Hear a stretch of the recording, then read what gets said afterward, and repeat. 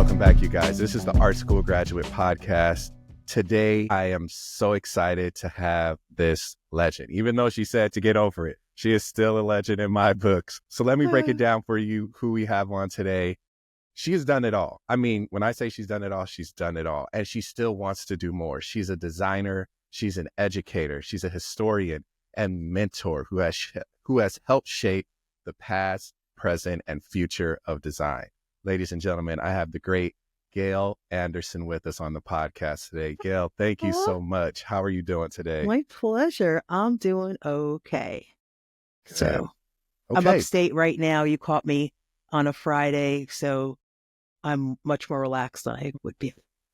Yeah, no worries. Thank you for coming on the podcast. So let's just jump into it. So you've had an incredible career spanning editorial design, Broadway advertising, and education. Can you take us back to the beginning? What initially drew you to design? I loved to make things when I was a kid, and I didn't know what design was because it was called commercial art back then, and was, I suppose, thought of more as a trade than a profession. And I just wondered who made things. And I was making awful posters and little magazines and all kinds of silly stuff. It's like, well, how do you do this when you grow up? A book that we had at my high school at Cardinal Spellman in the Bronx was called Careers in Graphic Design. And it was like, design. Is this what this is? And that led me to School of Visual Arts. I was actually taking drawing classes at Pratt when I was in high school in Pratt, Manhattan, and because of my art teacher. And then she'd been taking calligraphy classes at SVA. Oh, wow. And said, oh, you should go there. And I was like, okay. And I knew I wanted to go to art school. And I wish I'd hoped to have gone to an art high school as well, but my parents weren't having it. And I get it in retrospect now, especially because that's many, many years ago. But it was, a wise decision on their part. But getting to go to an art school was eye-opening. And to go from being, the kid in your high school class who was the good artist to be one of lots and lots of good artists was quite humbling. Yes. And I realized, like, wow, I've really got up my game now. And I had a great communication arts teacher in freshman year at SVA who just sort of taught me so much. And I'm lucky that I knew the lane I wanted to be in from really early on, where others are, figuring it out in their 20s and 30s sometimes. Right. Yeah, I just knew I wanted to make things. And I, at the time, of course, thought I wanted to make celebrity-based things. It's like, what can I do with this X5 thing I got going? And luck has played a huge part in a career that's been, 40 plus years now. So has working really hard and putting in all those 10,000 hours, all that stuff Malcolm Gladwell talks about. It's all true. Yes. And I've taught for almost 35 years as well. And now in a position to run the department that I was part of so many years ago. And I'm still pushing the hard work thing, people. Like the luck, yes, but, Yes, the hard work has to come with it. Yes. Yeah. And I've been so fortunate to have had mentors who were really pushing me in the right direction because I did not have an arty upbringing like some of my classmates. And so a lot of it was new to me and only what came to me through my high school art classes. And even for an academic school, what I got at Spelman in terms of the art ed stuff was really great. And so once again, I could have been in a high school program that was making ashtrays and, and there was a class for that. But I was like, I feel like I'm onto something. And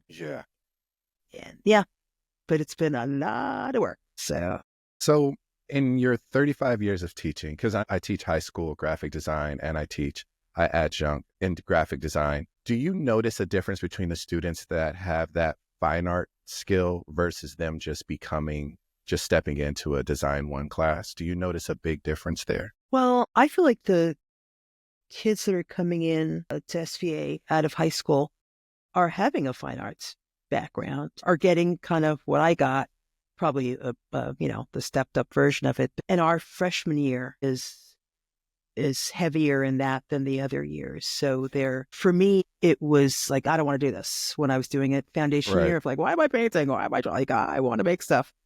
Yeah. But I get it in Right. retrospect, the value of that and learning about art in a bigger way and the definition changing so much. Cause you think, oh, it's a bunch of paintings at the Met because we had to go to the Met every semester. I was like, oh God, through arms and armor and all this stuff. Like, oh, when will it end?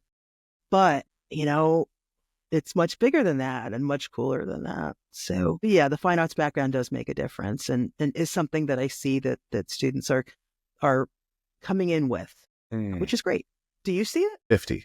Because Really? I think because my school isn't an art school, it's just a regular university. So I'm getting those kids who are either trying to figure it out, want to see if this is what they want to do, but a lot of them are coming in because they are either in that weird space of like they need to make a degree. They're in that second year and they're trying to figure out like, well, I took a graphic design class in high school. Is it going to work? I don't know. Let me try it. So I'm 9 times out of 10. If I get those fine arts students, I'm like, hey, listen, fine arts guy, I got my associates, I got my BFA, I got my MFA. I love your guy. I said, come here. This is where I can show you how to digitally do this stuff and make your stuff awesome.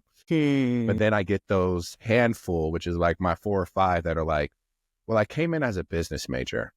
I came in as a history major. I don't know if I want to do that. I wouldn't even know what to do with that. Like, I'm so used to like, they've come equipped and they're focused because they're coming to art school. So they've already made that decision. That's a really different challenge. Yeah, it's just something that I think is newer because a lot of these kids are kind of like, I didn't go to an art school either, just like you. So I knew I came from a graffiti background. So I knew I wanted to do art. So it was just figuring out which art that would sustain me for longevity. So that's how I knew it. But a lot of these kids, they are just kind of, I don't know. I think schools aren't giving them that aptitude. Like, hey, are you good at this or that? They're kind of just like going into these programs and hoping for the best. Were your parents supportive when you're 100%. like, oh, I'm good to see? I'm lucky that I had that too. I think that for me, I'm first generation. My family's from Jamaica and they were just like, is it a college? Yeah. It's like, it's college. Like, okay, that works for us. So they weren't like, well, you should, when it came time to high school, it was like, yeah, we're not doing this art thing yet.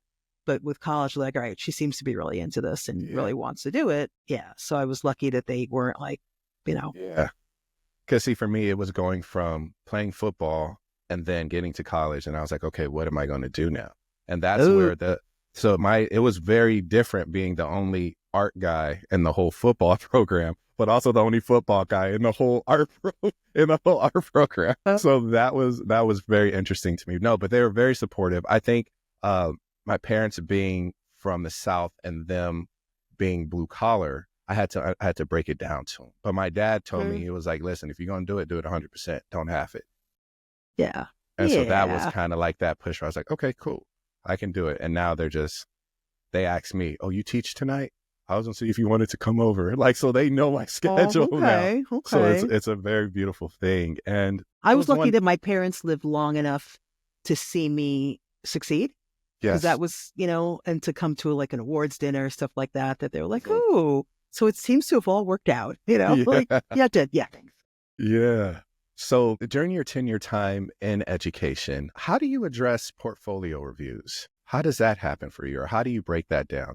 Because I've noticed on my end, some are very, they wear their emotions on their sleeve and it's like, this is a critical thing to help you. So I'm wondering, how do you address those issues in design? Be more specific, because do you mean when they're coming in, when they're leaving the portfolio? Both coming in and when they're leaving, because I feel like they stick to this one thing and they want to hold on to it. Like, oh, I want to do animation. And I'm like, well, you have to be able to do animation, typography, logo, color grading, color theory. And they're just like, no, I'm going to go work for Nickelodeon. And it's like, that's beautiful. Yeah. That's beautiful. But if you can get in there, they're going to probably have you be an intern for a minute. So I feel like, how do you deal with those issues when they arise?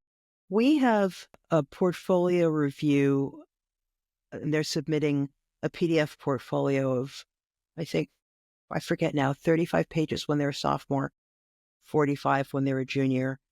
including videos and stuff like that. And then when they're a senior, they have a portfolio class, and that portfolio instructor is going through the steps, and they produce whatever the instructor is asking at the end. But when I've got them submitting portfolios as sophomores and juniors, it's not everything you've done, just the greatest hits.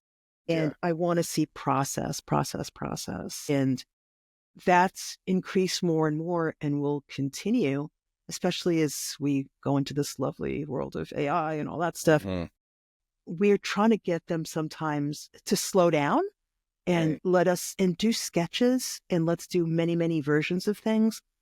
And not worry so much, especially when they're sophomores, about the end result. Like, we want you generating ideas. If you think you want to do X, like, I really want you to do a little bit of Y too, because you might change your mind. Right. And I don't want them to go down a lane and say, well, IXD because my friend said. And my friend said this. I'm like, no. I want you to figure out what you want to do based on sort of test driving stuff. And instead of just like my friend said, which is very big. Gotcha. So go in and make informed decisions about the classes that you're taking and the direction you're going. And really, but we kind of want them to really be Swiss Army knives early on and throughout, because this stuff is changing like daily now, Right. And you can't, when you're that green, you really can't be a specialist in the way that you think you want to yet. Like, this is twists and turns, especially in these coming years. So you're going to go in as a junior person, whether it's advertising or design, because I manage both departments. And, they're not really looking for your big jumbo ideas quite yet. You have to be able to learn to work with people. You have to figure out how to be helpful, how to continue learning, or you're going to be really disappointed because people are going to have you put together presentation decks and give you really small projects at first, even though you've just come out of art school with all your, your big bad self. Yeah. So it's just trying to get them to slow down and pop out lots and lots of ideas, just throw stuff at the wall. Yes. And because idea generation was so pen and paper for me a million years ago, and for them, it's like, but this looks good because I've just made it look. It's like, no, that's not really an idea. That's just sort of a version of the last one. And you just changed the color, or it all looks finished, and so it's hard. And then even going out there in the end, be sort of a generalist, because there's not a whole lot of jobs. So no, it isn't. What's your take on that? It's very, I think it's a nurturing process. Totally. And so and I'm learning that because I didn't have it. I've had critiques where I was like, I just don't like it. Okay. No, nothing else. It just isn't working. Well, so much more is expected of us as instructors now than before. You're like, oh, whatever the person says, that was it. And then for me, that person disappeared for a week until we saw them again. There was no contact in between classes and no email, nothing. They reappeared. And you're asking your friends, hey, what do you think isn't working here? Because that's what I've heard. Yeah. And now, more is expected of us as educators to give better feedback and not emotional feedback and stuff that's really helpful and supportive and all that. And some of the drama that I witnessed, which was really fun at the time and sticks with me, young people won't put up with that today. Young people are different. So they want to know why. You have to give them an answer. And you're like, and there's nothing wrong with questioning it. Yeah. And there's nothing wrong with it. And I've learned that if you show proof, they're more likely to jump on board with it instead of being so apprehensive to it. What I tell them, I was like, you're going to hear a lot today. Get your sifter and just start shaking it. Some stuff is going to fall through. Some stuff you're going to keep. Yeah. I said, and the stuff you keep, that's what you need to make the adjustments for. I was like, because the way I tell them is like, you've been sitting with it for so long. This is your baby. But then you take your baby outside and you're like, oh, it needs its shots. It needs socks. It needs its hair. It needs a beanie on. Like, you don't know these things because you've been inside with it on your computer for so long. So something interesting you said is they need to be a Swiss Army knife. Yeah. And let's talk about you being a Swiss Army knife. So you've worked for Rolling Stone. You transitioned into Broadway advertising. So how did you adapt to these vast, different industries? Well, I'll tell you, it's the reason why people don't do it, because it's really hard. Yeah. You become a specialist and you just stay there because life is better that way. Every time I've made a big change, it's like, what was I thinking? After the years of the magazine stuff and feeling like I had a good reputation, I can, be an art director at some great magazine Yeah. after all these many years with Fred at Rolling Stone. And I was like, I don't know if I want to do that right now. Like, I kind of want to try something else. But the trying something else, going into the theater stuff, and they're like, and what did you do before? I'm like, really? I have to start over? And just, a whole different culture and a whole different world. Luckily, because it was familiar in that I like theater and I like entertainment. So it wasn't like, what is that? What's that show? So that part was easier for me, certainly, than some of my designers who were not theater people at all, Right. but loved design and found a way in. It's really hard to make those big changes. Yes. Really hard. The good reputation you had doesn't mean that much to all these different people who were like, where'd you come from? So it wasn't like a world of editors who were like, oh yeah, I heard you worked here. This was just like, huh? And to enter a world where everybody in that case was so chummy and familiar, and they were very big huggers, and I wasn't. And I was like, why is everybody touching me like this? And it's like, oh, okay, it's like a family thing. It's like, hey. So that was different. But presenting to clients was so different than working with editors. And it would make me so nervous. And I couldn't find that language of how to sell something. I could talk about how cool it was and the design stuff, but it's like, actually, they don't want to hear about that. They want to hear about how this sells their show or what this does for them. And so those years were a huge education. And while it was difficult, certainly early on, it got easier. But I see why people don't make those changes, because those changes are hard, and even going from that to even working for a college that I went to school at SVA, that's in my blood, and being there as an employee and as a chair and looking at it from another angle, even different from the teaching angle. It's like, here we go, Gail, starting again, but now even older, It's keeping your brain fresh. Good. Yeah. And while my design skills, some stuff has probably atrophied because I'm not in front of the computer doing the making part as much. And that frustrates me incredibly when I'm like, how do you do that again? How do you do that? Let me look at that. The other part of having had these amazing experiences and all this learning over the years, and that each of those places has given me the grace to do that learning. And it wasn't ever like, okay, like, what are we going to do? It's like, oh, you give me some time to figure this out.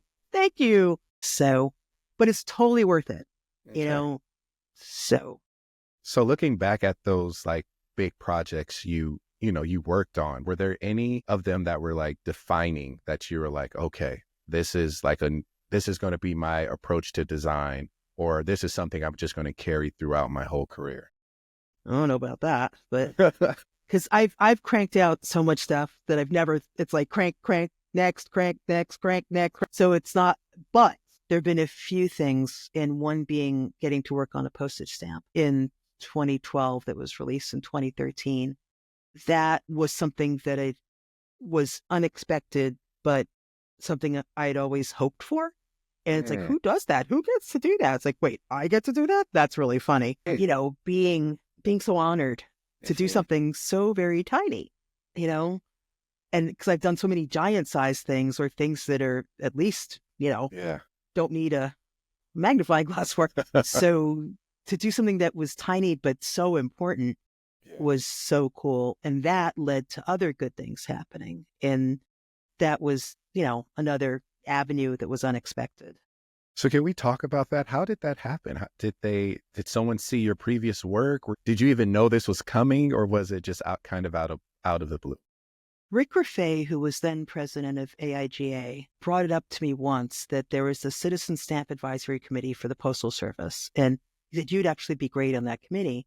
And it's like, I said, man, if you ever hear of an opening, I would do that. Like, yes. And then sort of out of the blue, one of the postal art directors, Antonio Alcala, contacted me and asked if I would work on this Emancipation Proclamation stamp. He left a message on my home voicemail I had left Spot at that time because my folks weren't well and my siblings and I were trying to figure out how to take care of them. And I got this call at sort of the time where I wasn't at my most confident and just feeling like, oh my God, my family stuff and all that. And Antonio, and I was like, what? Like, where are you? I'll come down to Washington tomorrow. Like, what do you want me to do?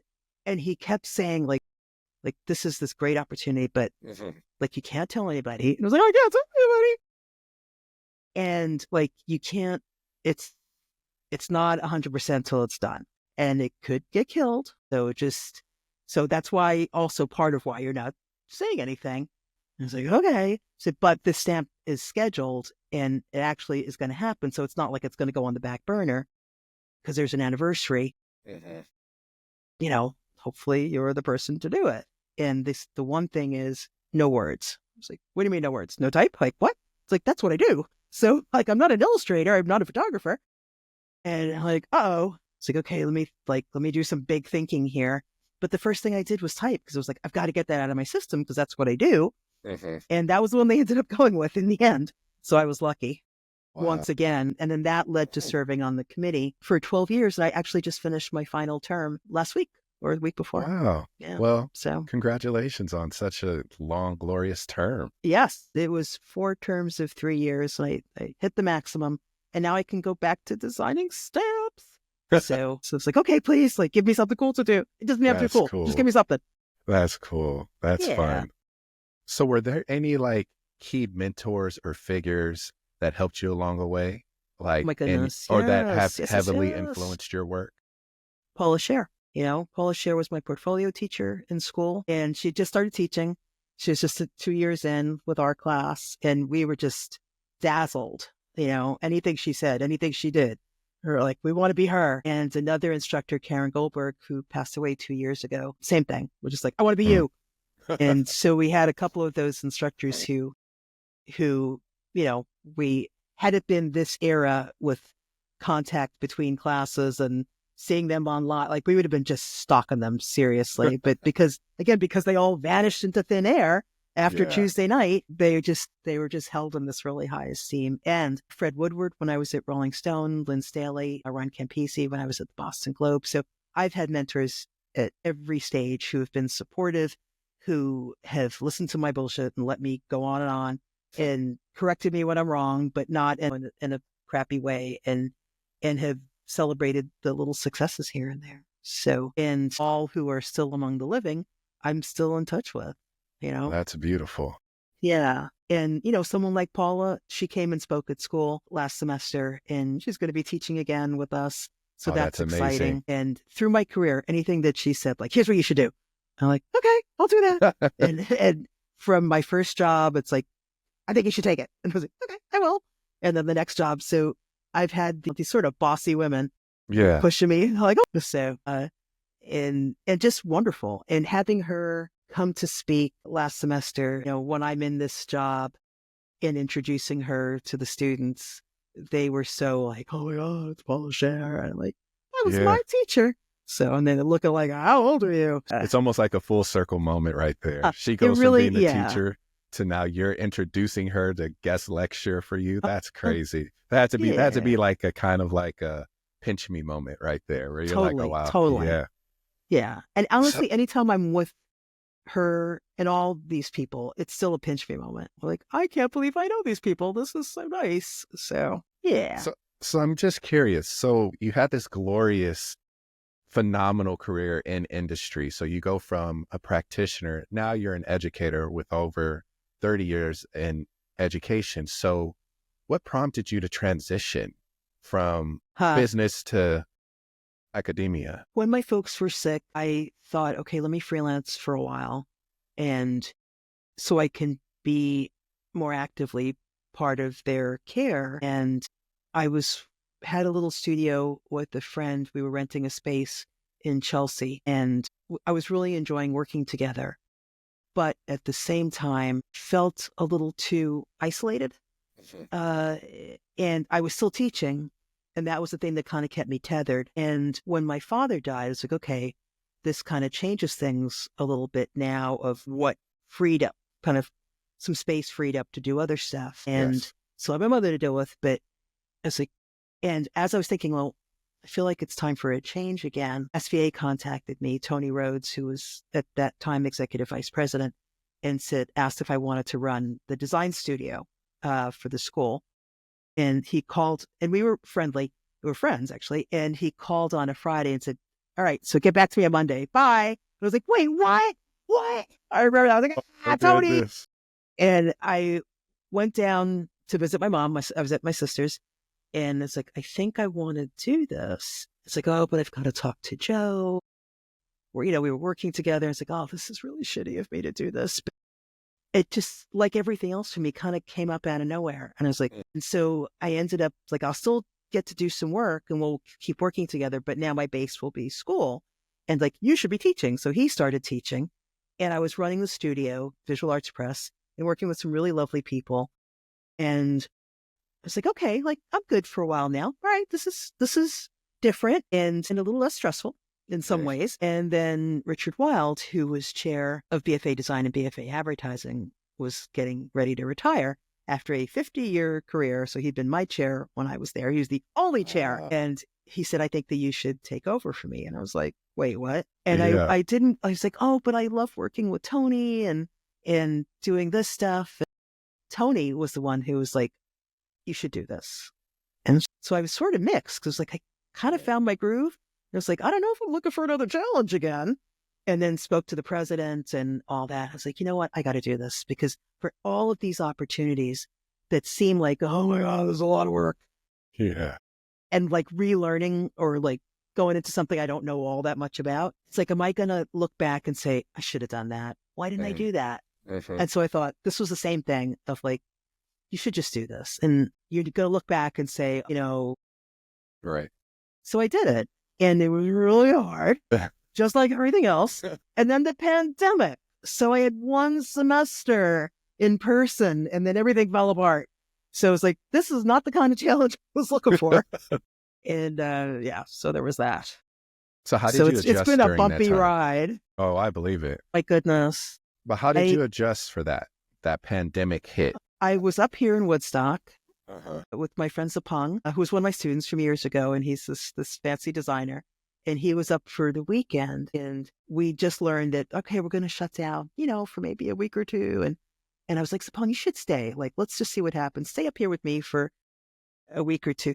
6 months later, Zapong's still there. And now Joe is here too, because we're working on projects. We were just here for the 6 months. And I spent like every waking moment on Zoom, whether with instructors or students.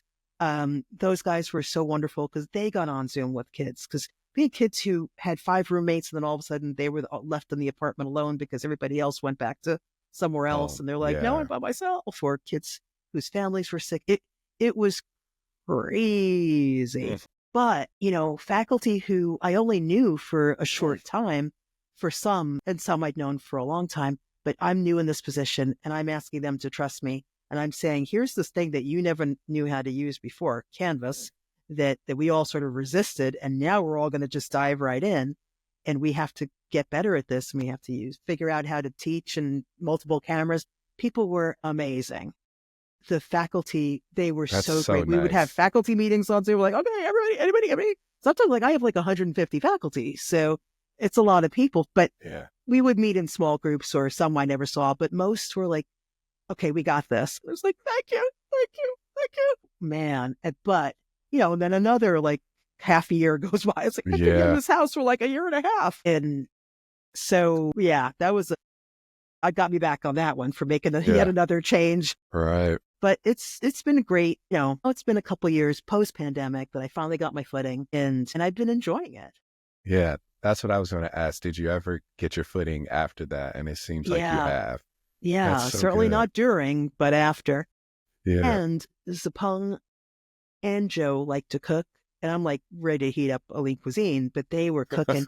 And all we did, not Joe, but all Zapong and I did was gain weight. We just kept eating and eating and eating and eating. Of course, Zapong lost his. I just added to mine. But I think everybody became a chef during that time. I did. Me and my wife, we just would go through Pinterest. We'd go on YouTube. We'd go through Instagram and TikTok, find meals and be like, we can do this. Yeah. Yeah. Zapong was big on all these New York Times recipes and stuff he was seeing online. And Yeah. tonight I'm going to make, when I was like, and the afternoon I was like, so what's for dinner tonight? That's Yeah. funny. So it was a magical and delicious time Yeah. in some ways. And then like, absolutely like, oh my God, in other ways. Getting cabin fever, going stir crazy a little bit. Yeah. And I'm Yeah. so lucky, once again, that it wasn't me going stir crazy in my little itty bitty apartment, that I was up in the country, Yeah. so that was really nice.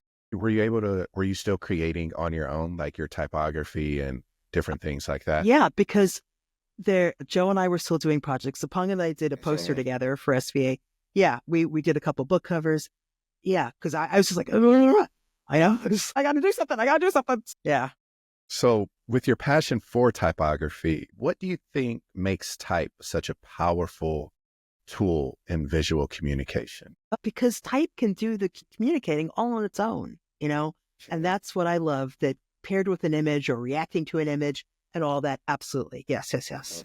But when you can tell the story with just the way you've designed the words themselves, that's really magical. And even in the itty bitty stamp format, in the time that I've been on the committee in working with the art directors, because that's a lot of what I was doing, to be able to have those conversations about like, how do you say tap dance that feels like it's tapping, and that stuff is really exciting to me, even now. And there was some AI thing that one of my coworkers from VAP sent over, if it has like 10 million different special effects and turn type into fruit and turn type into this thing. I showed my students that too. It's, I know exactly which one you're talking about. Yeah. And I was like, look at that. Like, it's like so that easy to do this now. And you type it in and yeah, you prompt it to what you want. You're prompted to do that. Yes. And I think of doing all that in real life, and the magic that comes from the making, and the magic comes from changing your mind as you're doing something, that I respect that that's out there, but I'm like, oh, shit, like, are the students going to be like, I want, type that looks like a lemon, and that's it? And like, oh no, I want you to have those moments of play. The tactile. Yeah, the tactile. And, how do we do that now? It's interesting. I didn't learn, well, I shouldn't say I didn't learn. I wasn't aware of how much play happens within like design and work. It wasn't until I went to my master's where I had a professor. He gave us a book on play in your work, or play in design, or play in your design or work. And that's when I was like, that's huge. Yeah. Because it's part of that, almost peeling back these layers of like, you're almost there. And then you finally peel back that final piece and you're like, that's it. So yeah, play is huge. I try to push my students to understand that. Yeah. And even when it's an intense subject, that you're like, there's no play here, like, this is serious stuff, there still is in how we approach it as designers, that as communicators, that if you're like, even if you're not having fun, and not like haha woo kind of fun, but if it's not a pleasurable process doing this, like, you're not going to get a good result. Like, it's going to be that thing that you're like, oh boy.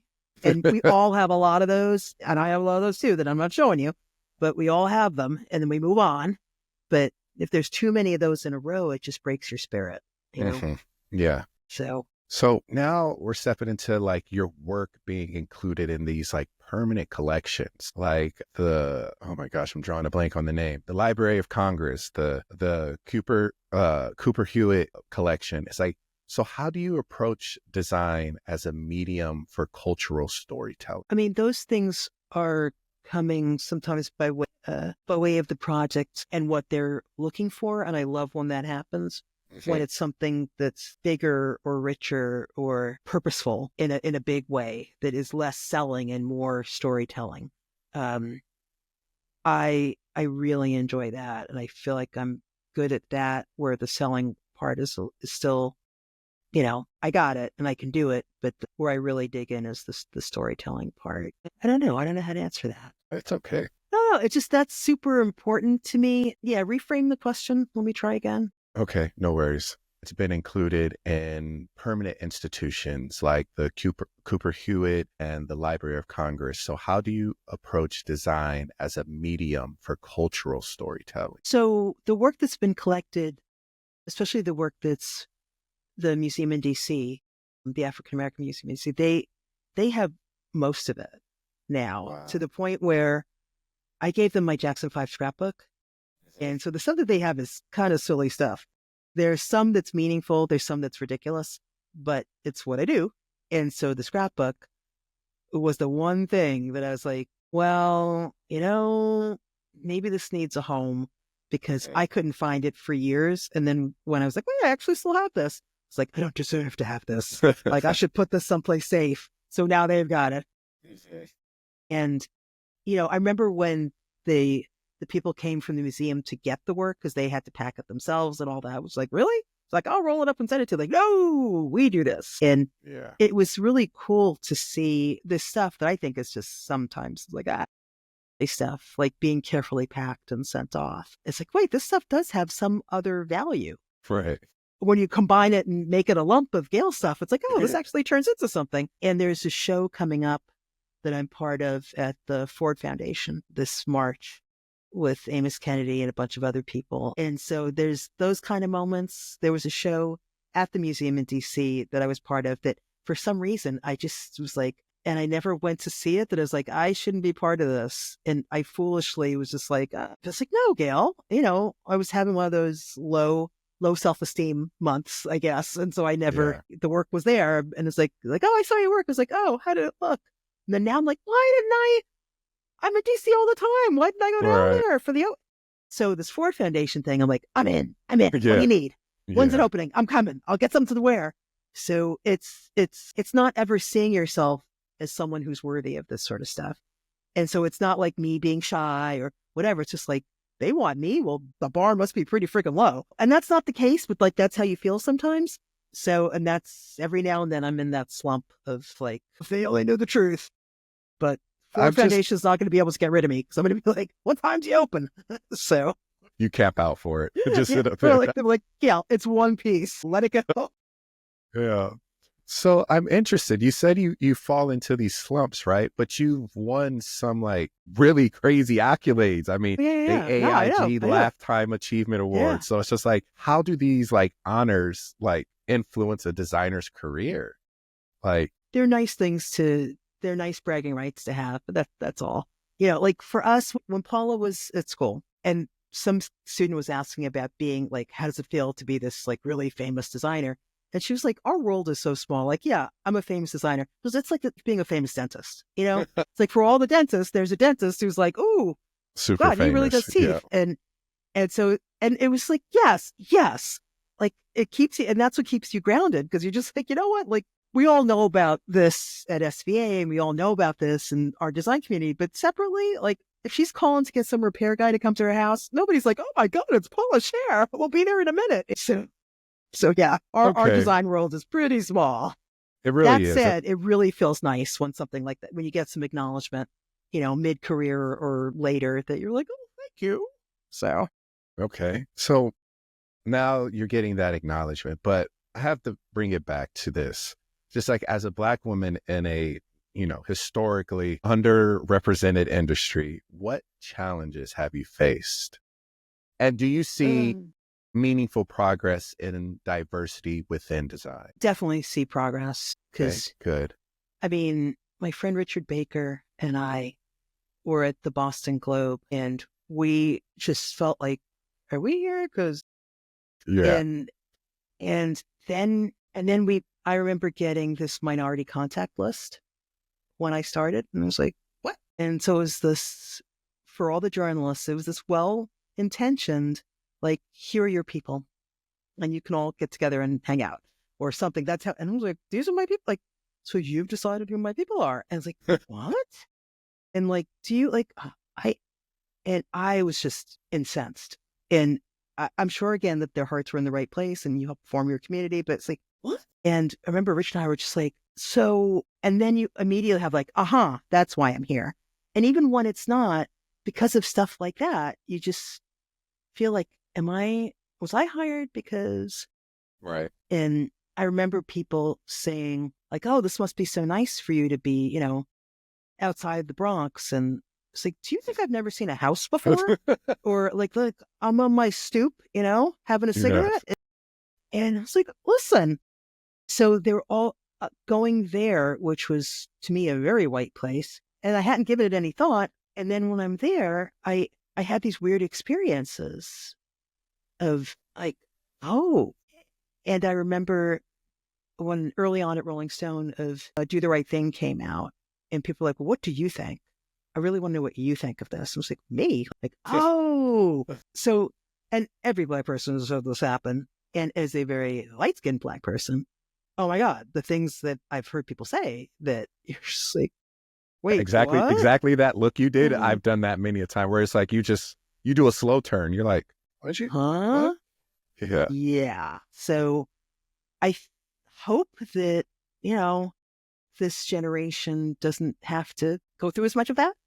And that I hope I was a bit of a pioneer for them, and those before me were the pioneers for me, and that they don't have to listen to people say ridiculous stuff and make assumptions about what your life is or was. And to, my sister, who's this brilliant professor, it was just always assumed, well, that's why you rose up through the ranks, and that's how you got your doctorate. That's how, like, are you kidding? She's brilliant. Yeah. Like, that had, what? And her advisor, when she was doing her doctorate, was Black. And I remember, and she was just like, oh boy. So this is going to multiply even more because it's going to be assumed like, oh, well, Yeah. And so you don't realize, people, like, that's the kind of stuff we have to think about. And we all work 10 times harder because we don't want you to make any assumptions, And when other people say, well, I've experienced that too, it's like, well, this is like, no, you haven't. Yes, you've had your separate experience and all that, but this is rough, Right. and you won't believe what people say. And because I don't think they even think it's coming out of their mouth. It just shoots out. yeah. So, and even at this ripe old age, I can still go in a room and look around and say, is there another Black person? Am I the That's the stuff that we do of just, even, I don't need to know that person. I'm not going to go necessarily talk to them if I don't know them, but you're always just kind of checking to see, like, anybody else? Just me? It kind of makes you feel a little bit safe if you see another one. You're like, okay. Yeah. Okay. All right. Gotcha. Yeah. But, and I can't imagine if that's what it's still like for me after all these years, what it would have been like in the 60s and 70s and before. And I remember my dad talking about how hard it was to buy a car, or assumptions that were made about him. Like, oh man. And even when we moved to our house, that the neighbors put their garbage on our side of the street and did stuff like that. The neighbors that we shared the driveway with wouldn't come out if we were in the yard so like, I didn't have to experience that in the way that my parents did. And what the heck was that like? Like, oh, like, this is nothing compared to that. And seeing how for them that they're like, nope, we're here. Yep, we keep our house nice. We're the lawn, the little bit of lawn out there is trimmed, and the hedges, and you'll come around and you'll realize that we're just nice neighbors. And it took a long time, but they did. Not all, but it's like, okay, like, I'm going to work hard and mind my business too. Yeah. So I'm curious now, do you see the numbers of Black students in your class increase or decrease, just out of curiosity? It's up ever so slightly. It's always been pretty small numbers, and I'm noticing a few more students here and there, and so I'm just like, come talk to me, and let me keep an eye on you. And so I'm like, you know what? Like, I see you, so I'm not gonna like, oh, you can't get away. You can't get away. So they're like, oh shit, like, get away from my parents, and now I got her. So and I do, and I see them succeed, and I see them kind of cruise along, just doing their stuff. I'm like, yes. I'm just curious, why do you think there's less numbers of us in design? You've been in it way longer than I have. Yeah, so I mean, certainly, that's why I'm curious. Parents are like, are you going to get a job? Can you get a job doing this? Can you get a job doing this? So that was, for me, again, any hesitation about it was just like, can you make a living? And then when I was like, I can, they're like, okay. But, I've occasionally encountered parents who still ask that question now. It's like, no, it's very different now. Like your child will be fine. Yeah. Like this is a shitty time right now, just in the world, but in general, there's jobs, and what we do is much more respected, and people understand what it is certainly better than they did a million years ago for me. So school's expensive for everyone. Yeah. I think that we just have to, I work with the High School of Art and Design, and I'm on one of their curriculum advisory boards and for design. And I see that population is much, much more diverse. And it's like, I got to get those kids. I got to get those kids coming here. And if it's money, I've got to find a way to make that a little bit easier, which is really next to impossible. But there's interest, I feel like I'm seeing interest, but we got to pull them, keep coming over, pull them. And keep convincing the parents that like this is a viable direction for your kid. Okay. Oh, I mean, thank you for that. What do you see? About 0 to 1. And in my mind, I was like, we are like, the one thing my mom told me, she was like, you will always be somebody, you will be better than you will be known better for rather than running a ball and catching it. She was like, you're going to be better than just like, black guy plays football. Got it. She was like, you're not going to be known for that. She made sure to like instill that in my head. Like you're going to be known outside of just being the athlete. You need to do something else. You need to make your name in some other spaces. And so I was like, wow. I like your mother. I was the only kid born on the West Coast. Everybody else was born in Memphis. My dad is from Georgia. So it's like, I got the Southern upbringing in the West Coast. So that's how I was able to do it. So yes. So it's, I want to be clear that even though I'm seeing more Black students, I'm seeing there are very few in general at any school, and so we've got to do a better job across the board. Gotcha. Okay. So I've come across this statement, and it was, and I just want to see your take on it. It was from Eddie Opara. He said that designers don't solve problems. Instead, they address the current situations. Because that was a statement he said, and I was just wondering what was your take on it? Because I even shared it when I spoke with Eddie that I was raised on the design of you're a problem solver. Yeah, me too, and I like that. I like the problem solving part, and some people definitely see it otherwise. Milton, what was Milton's thing? The moving from an existing state to a preferred state. Like that's it for me. That's the problem solving I'm talking about. It's like, yes, of course, Milton summed it up in one sentence, but okay. And I love it's like, okay, let me pick apart this problem and then dissect it to death with somebody else, and then so, but I'm gonna steal what Eddie said, because that sounds better. Yes, he's a delight. I talked to him during this conversation I'm having with designers, because I think it's so fruitful and filling for me being a designer and finding these people. So that's why I was like, I want to see what your take is on it, since you've been doing it just as long. There have been times where dates back quite a bit, that being invited to something and we would joke, it's like, well, did you get Eddie? Like, it's get Eddie or Gail. And we're just like, yes. So we represent. It's like, no, this one's yours. Yeah, you do it. But he's so cool, and he does such great work. And he's got that nice accent. Yeah, he's a phenomenal man. Yeah. So let's talk about you juggling being a designer, a writer, an educator, and an advisor. So how do you balance like all these roles on top of still doing still creating, still making pieces of work? The you part suffers for the other, and the you part comes last. And it shouldn't, certainly not at this stage, but it shouldn't, and it does, because it's like, I gotta do this, I gotta do this, I gotta do this. I like being busy, so there's that. And that said, the times when I've kind of had to shift, when I was working at Spot, the Rolling Stone years were work all night, that we just worked and worked and worked, and then you crashed and took time off, and then you started again and did another issue. With Spot, at around 6, people were like, all right, see you tomorrow. And I was like, wait, what? Where are you going? Like, we're just getting started. So I had to learn, to kind of do stuff in fairly regular hours. And that was such an epiphany. So I was like, wait, now I have time? It's not dark? Like, what? And I can do stuff? And then I just started to fill that time with more stuff, you know, and it should have been me stuff. Right. Instead, it was like, I have time to write now. I have time to teach. And so that's what I haven't been good at, is carving out the time to, go out on a hike or do whatever.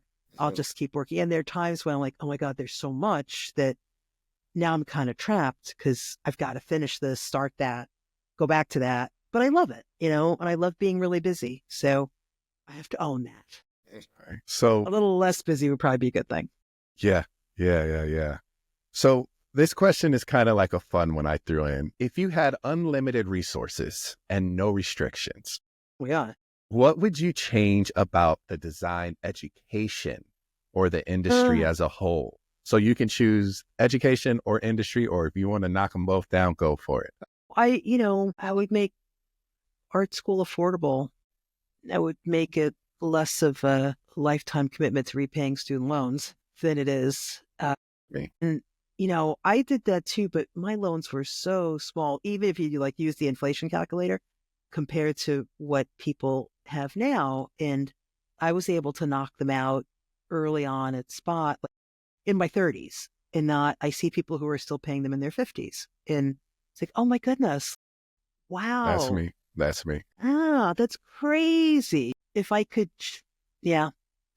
use all that fake cash that you're offering me, I would try to do that. So what about the industry? If you could change anything? I always thought, when I win the lottery, which has never actually happened, but I was going to open this big workspace, in the West Village towards the water. I had it all in my head, with these winnings of that we were going to have, and we just, whoever wanted to come, we would have this sort of collective where we were doing good work, that we had this money to figure out how to get rid of in some ways, and that we were doing this work, and I was using my lottery winnings to pay the people working there to do this. And that we had this studio, this agency, this whatever of come here, and in this space, we're going to have all these great interns who are the people that we've been teaching. And that it was just going to be this, I got to be there at some point in my career space. That, I spent a year at this place, this think tank, this whatever, where we were all focused on doing sort of this community-based work. Or maybe we go national, maybe we go international. And so that's always been a bit of a dream with those imaginary lottery winnings. Yes. So you said, I've heard it many a time from many designers, good work. What does that definition mean to you for good work? The good work part is, for me, the something that's making a positive impact. The cool work, the stuff that I love, that, that you've done a project that you can actually look back at it a year later and be like, ooh, I like that. Because you can never look at anything right after the fact. So all you see are the mistakes, but at least go back a year. But the good work is the stuff that I don't get to do often enough.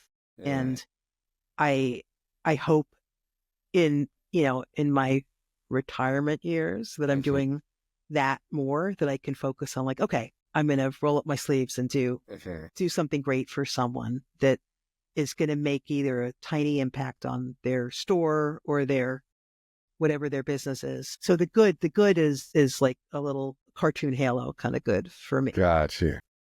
And then the good work, quality wise, again, is anything that I can look at a year later and not be like, what was I thinking? So, and even better to look back 10 years later and more, and to see stuff that wasn't too trendy. It wasn't like, oh, that looked like the 90s or whatever. And because I see that now, there was this wave of all this really groovy type these last couple of years that the students are using that I love. So it's eye candy to me, but it sometimes is masquerading for not actually having an idea and just sort of making this groovy thing.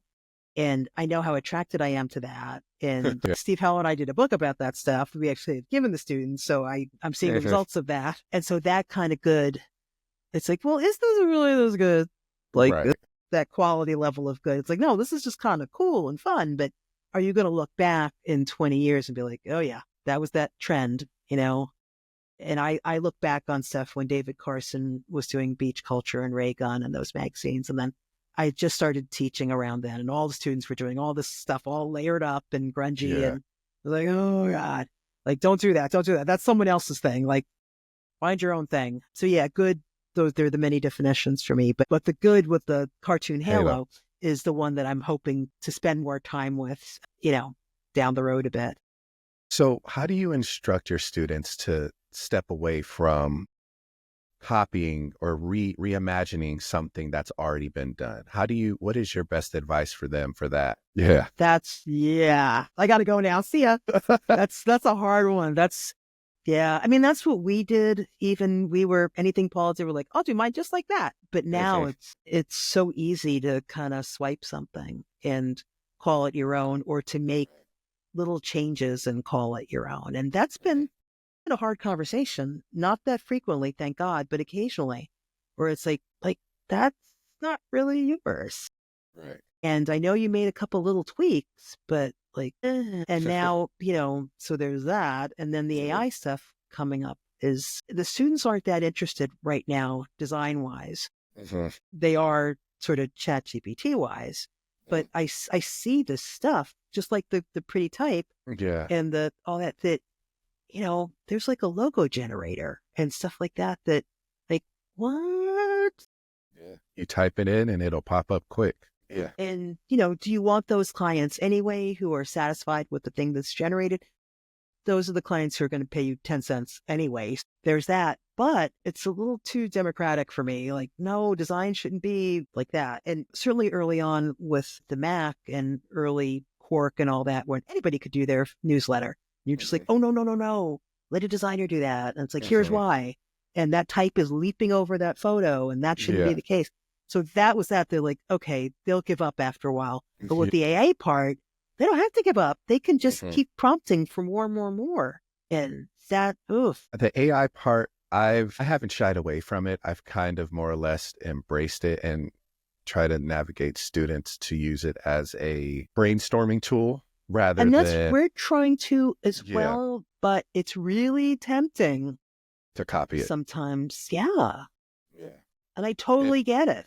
I honestly, I've told the students, I was like, AI isn't 100%, but it gives you enough that it can put you on the right path. And I've told some students, I was like, unless you're a master prompter, your images are going to be trash. And I was like, and no one here knows how to prompt. No one has figured this AI thing out to get it exactly where you want a hand holding an olive branch and it's not 13 fingers. It's not like that.